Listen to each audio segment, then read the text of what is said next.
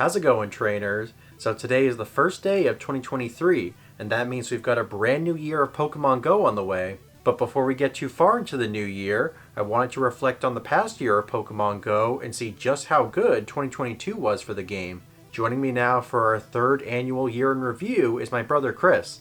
How's it going, Chris? Thanks for coming. Yeah, thank you.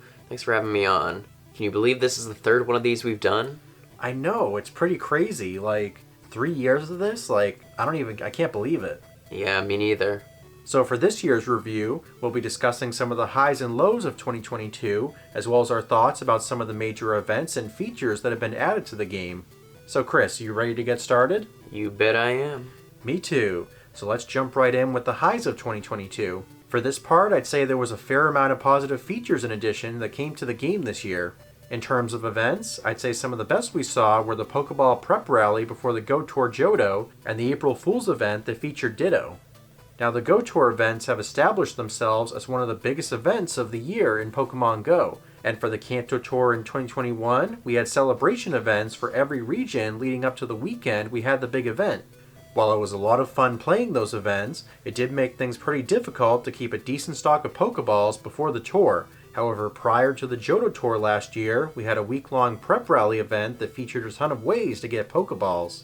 There were a bunch of field and timed research tasks that rewarded a boatload of Pokeballs, so that was definitely a highlight for sure. Yeah, that event was super helpful. I always run low on items before those big events, so I was really happy to have that. Yeah, for sure. Now as for the other event, I thought the April Fool's event was pretty good as well. This year's event, appropriately called 2022, ran for almost 24 hours and featured many Pokemon that could transform into Ditto.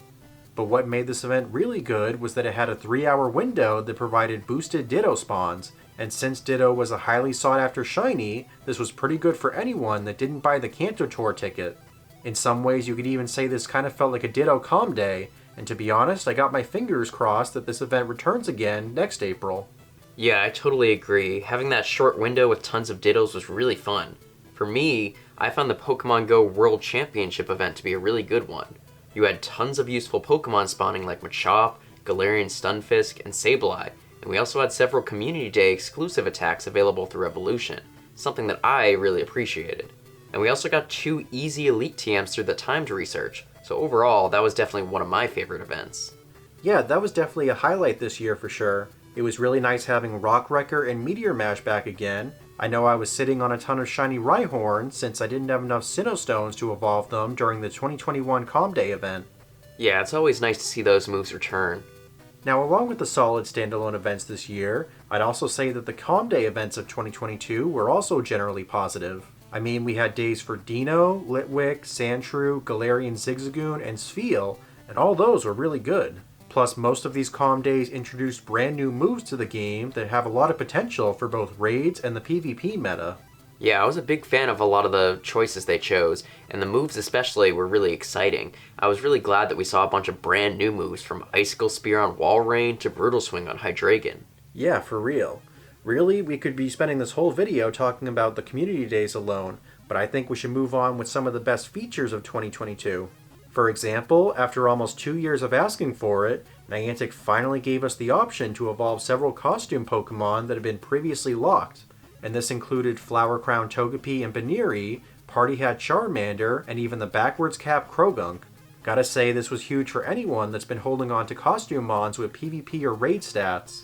Yeah, I definitely really enjoyed that too, especially when I had a shiny backwards hat Krogunk that was waiting to evolve, with pretty good IVs too. And one thing I really enjoyed were some of the visual upgrades we saw in the final quarter of the year during the Halloween and holiday themed events. This has been something that players have been wanting for quite a while, so it was definitely a massive win for Pokemon Go. I really hope future events adopt this idea too. Maybe we could have some Valentine's map themes as well. Yeah, I'd definitely like to see that. Those backgrounds are just great for taking pictures, and I really hope they apply them through future Pokemon seasonal events. Now the last highlight topic I want to cover in this video is the well-received Pokemon debuts. As you know, we saw the debut of a lot of Alola Pokemon last spring, but then over the summer, Niantic took things to the next level with the debut of the Ultra Beasts. And some of these Pokemon were pretty stellar, like Buzzwole's ability in the Go Battle League, and Kartana's ability as a Grass-type raid attacker. Yeah, I really enjoyed seeing a lot of those Ultra Beasts debut throughout the summer, though I do wish some of them had a little more time to shine. Nonetheless, they were really exciting. But also, along with those, we saw Vivillon added very recently to the game, and surprisingly, you can actually obtain all of them without traveling to different regions. It's all through the postcard feature. Yeah, I thought that was pretty cool. And I gotta admit, I was pretty worried that these were going to be regional variants that would require a lot of traveling to obtain. But simply being able to get them through a postcard is both a major relief and really exciting because it lets us interact with other trainers from all over the world. Yeah, that was really exciting. I know I have a bunch of friends from around the world, so it was nice to see a feature that rewards you for interacting with them. Yeah, for sure. Now, so far we've talked about the highlights of 2022, and while we agree there were a lot of positives over the past year, there were also a number of features that left a lot to be desired.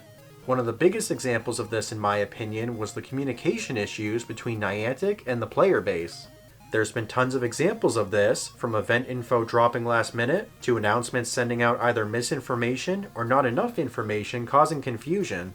Though of all the flops we witnessed this year, I don't think any of them compared to how the change in incense was handled. You see, they didn't announce the changes until about 4 p.m. on February 28th, and if you didn't know, that was just hours before the first time zone would get these changes, so really there was no warning for such an integral pandemic feature to be changed.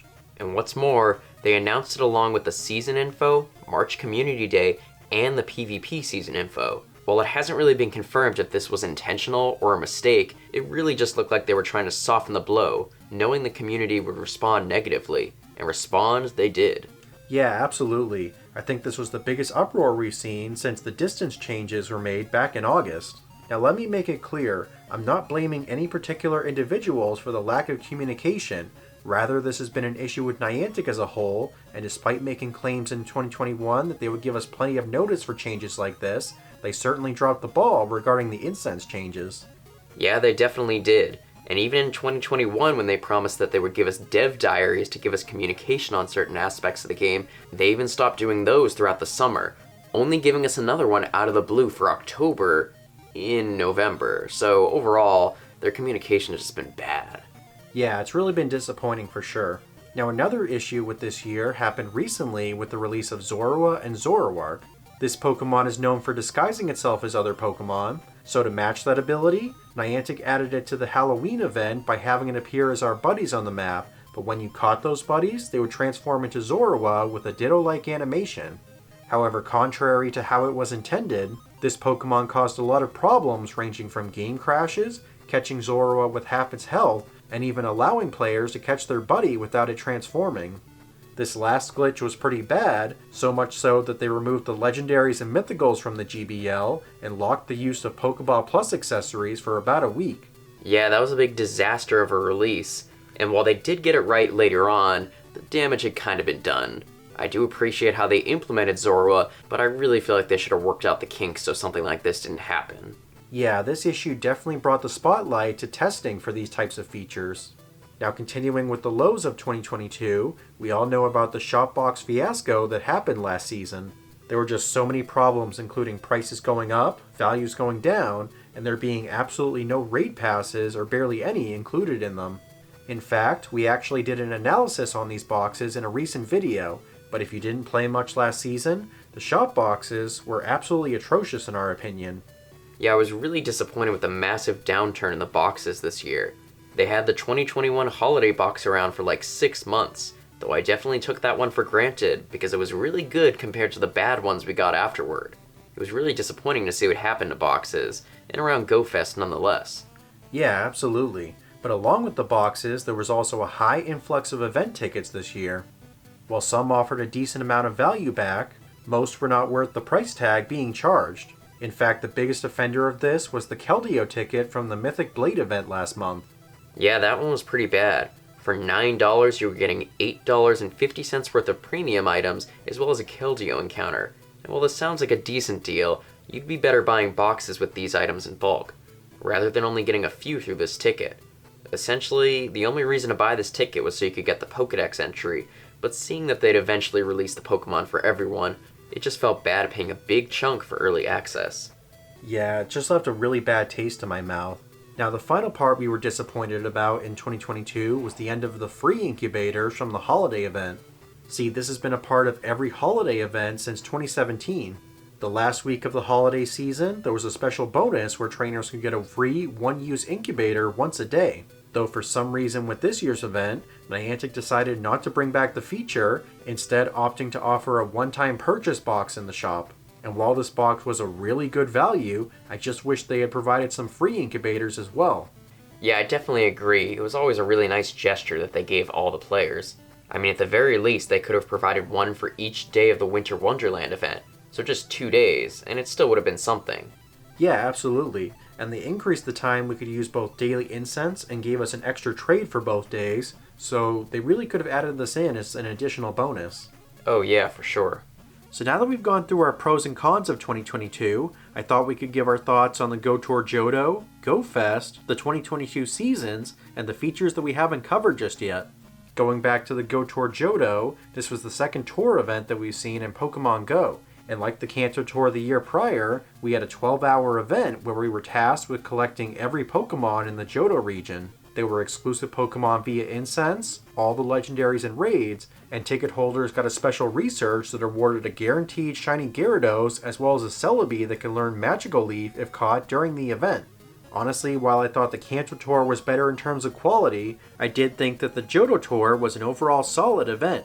Though one of the main things I wish we saw were shiny wild second and third stage evolutions. I remember seeing Crobat, Blossom, Caesar, and Togetic in the wild just to name a few, and it just would have been nice being able to have a chance to get them shiny. But that being said, I thought this was really cool how this event introduced special variants of Shadow Ho-Oh and Lugia, and that they could learn new versions of their signature moves. I actually just caught my Ho-Oh about a week ago, and I should hopefully catch Lugia soon. That is, if I remember to keep up my hearts with my buddy for 30 days straight. Yeah, that was definitely a tough one for me. I failed it many times, but finally got it after a few months. But 4 months after the Go Tour Johto, we had the annual Pokemon Go Fest event. This year, there was a 2-day global event in June, 3 live events around the world, and a finale global event for the first time to wrap it all up in August. Honestly, I gotta say, I was pleasantly surprised with how they handled things this year. It was nice to see a return of in-person Go Fest, while also keeping the global portion for those unable to travel. And having the global finale event was a great way to wrap up all the events together for one final hurrah. I will say though, the shiny rates didn't exactly feel boosted for the first part as Niantic previously stated. Compared to the previous big ticket events that we both played, this one we both got the least amount of shinies comparatively. And while we know the game isn't meant to be get a shiny every 2 seconds, the rates definitely felt far lower than previous Go Fests. And even some of our friends have said the same. Yeah, that was a bit of a bummer about these Go Fests, but outside of that, we did have a pretty good time playing the event together. Now another thing I wanted to touch on are the 2022 seasons we saw. For this year we had the season of Heritage, Alola, Go, Light, and the start of Mythical Wishes last month. And of these 5 seasons, I'd say the seasons of Heritage, Go, and Mythical Wishes were the best, while Alola and Light weren't exactly the best in terms of quality. Though I'm not saying that they were bad seasons, I just thought they weren't as strong as the ones I mentioned previously. Yeah, I definitely agree with that, but hopefully 2023 has some better ones. But 2022 also introduced a brand new type of raid called Elite Raids. These raids would take place on either a Saturday or a Sunday at certain gyms at 11, 2, and 5 o'clock local time respectively. At this time we've had 3 rotations of Elite Raids, with all 3 having Hoopa in its unbound form. And along with having the chance of being able to catch Hoopa from these raids, you would also be able to find rare Pokemon around the gym, including the Cantonian birds Zapdos, Moltres, and Articuno if you were lucky. So in my opinion, it was a pretty solid feature that had a lot of potential.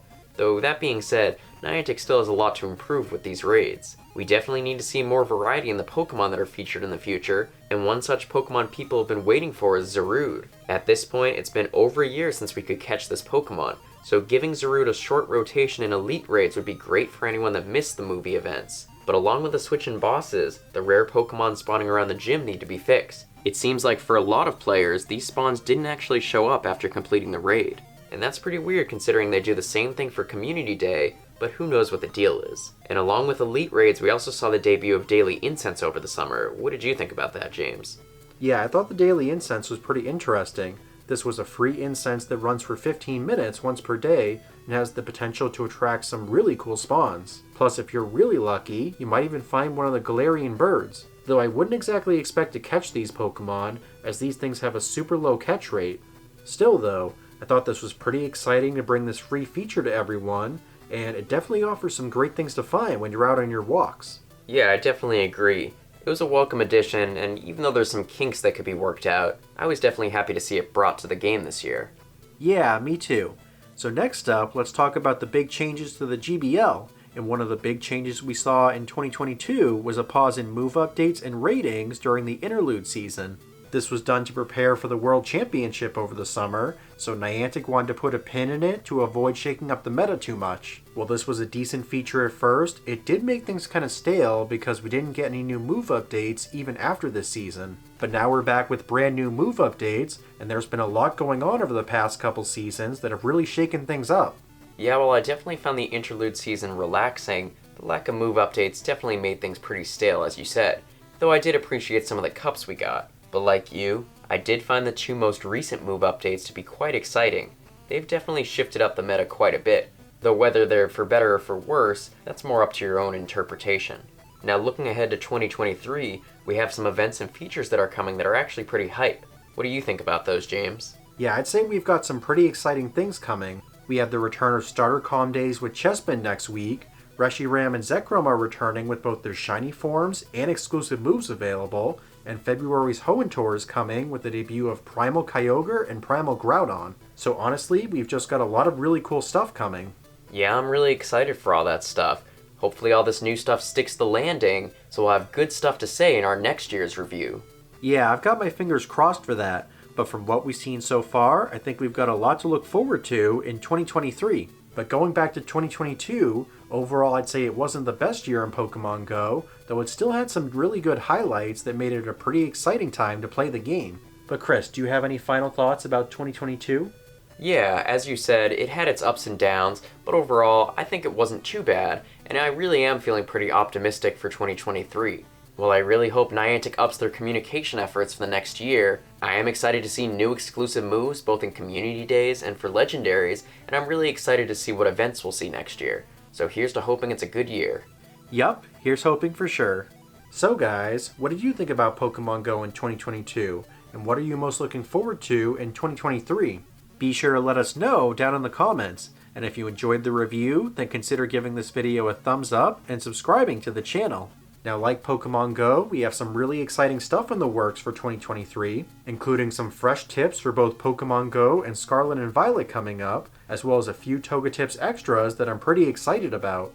Chris, as always, thanks so much for being here and being part of this review. Yeah, thanks for having me on. I'm looking forward to covering new things next year, and I'm always happy to be on these discussions. Yeah, I'm glad you were here too.